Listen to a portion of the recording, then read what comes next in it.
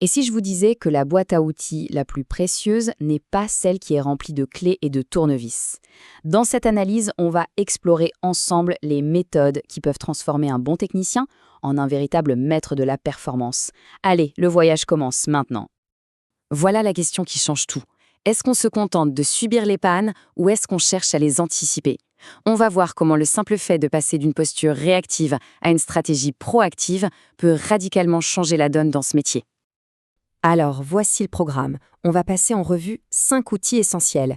Considérez-les comme de nouveaux instruments à ajouter à sa panoplie pour devenir plus efficace, mieux organisé et carrément indispensable.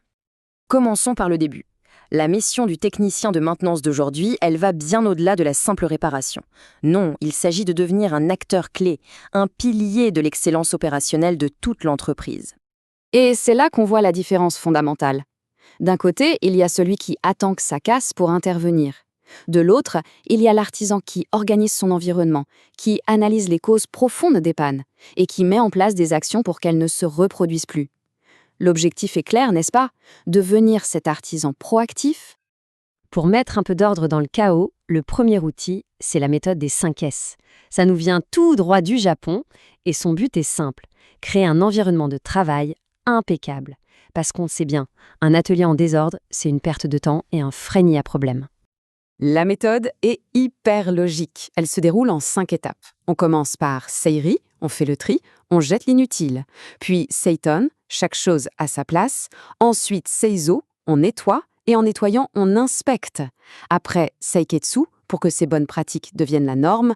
Et enfin Shitsuke, la rigueur, pour que tout ça devienne une seconde nature. Pour que le Seiton soit bien concret, il y a un exemple parfait, le panneau d'ombre. Vous voyez l'idée? On dessine la silhouette de chaque outil. Comme ça, un seul coup d'œil suffit pour voir s'il manque quelque chose. C'est la fin des minutes perdues à chercher cette fameuse clé de 12. Bon, un espace de travail bien organisé, c'est la première étape.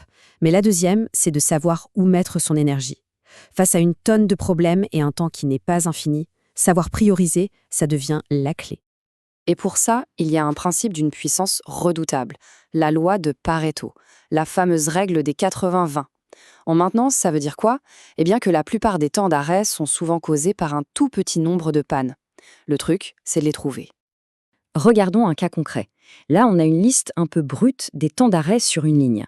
On voit différents équipements avec des durées. À première vue, c'est juste une liste de choses à régler. On pourrait se sentir un peu dépassé. Mais attendez. Si on met ces données sous forme de graphique, l'image devient tout de suite beaucoup plus parlante. C'est l'illustration parfaite de Pareto. On voit bien que 2 barres, l'ascenseur et la pause napperon, écrasent complètement les autres. Voilà nos 20% de cause. Et voilà le chiffre qui tue. En se concentrant uniquement sur ces 2 problèmes, on pourrait éliminer près de 80% du temps d'arrêt total. C'est énorme. Au lieu de s'éparpiller, l'action est ciblée là où l'impact est maximal. C'est ça le travail intelligent. Une fois la priorité identifiée, on ne fonce pas tête baissée. On sort le carnet de notes avant les outils. La méthode QQO-QCC, c'est un peu le guide de l'enquêteur pour bien cerner le problème. Qui, quoi, où, quand, comment, combien, et surtout le fameux pourquoi. Savoir organiser, prioriser et analyser, c'est bien. Mais comment on s'assure que les solutions qu'on trouve sont non seulement efficaces, mais qu'elles durent dans le temps? Pour ça, il faut un véritable moteur pour l'amélioration continue. Et ce moteur, le voici, la roue de Deming, aussi appelée le cycle PDCA.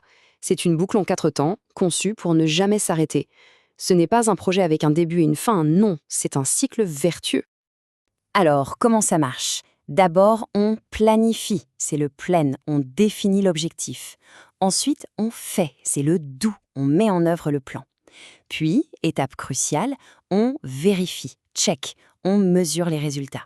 Et enfin, on agit, acte. Si ça a marché, on standardise, sinon, on analyse pourquoi et on relance la roue pour un nouveau tour. Cette phrase, elle résume parfaitement la philosophie du PDCA. Le travail n'est jamais vraiment terminé. Chaque solution trouvée est en fait une nouvelle occasion de faire encore mieux, de rendre le système plus fort. C'est un état d'esprit qui fait passer de la réparation à l'optimisation permanente. Allez, dernier outil de notre boîte. Celui-ci est un peu plus stratégique. Il s'agit de prendre de la hauteur et de regarder la vie entière d'un équipement, pas juste ses pannes du moment. Chaque machine a un cycle de vie, de son installation jusqu'à son démantèlement. Le technicien moderne a son mot à dire à chaque étape. Il peut conseiller sur l'acquisition, il assure le fonctionnement optimal, il gère la maintenance, il propose des modernisations et à la fin, il supervise même sa mise au rebut. Et voilà, avec la maîtrise de ces outils, la boucle est bouclée. La transformation est complète. On passe du simple réparateur à un véritable professionnel de la maintenance. Un expert organisé qui analyse, qui améliore et qui devient un maillon absolument essentiel de la chaîne de valeur. Alors, cette boîte à outils, elle est maintenant ouverte devant nous. Et avec ça, la question fondamentale change. Ce n'est plus comment je répare, mais plutôt par où est-ce que je commence à améliorer. Et ce tout premier choix, eh bien, il est souvent le plus important de tous.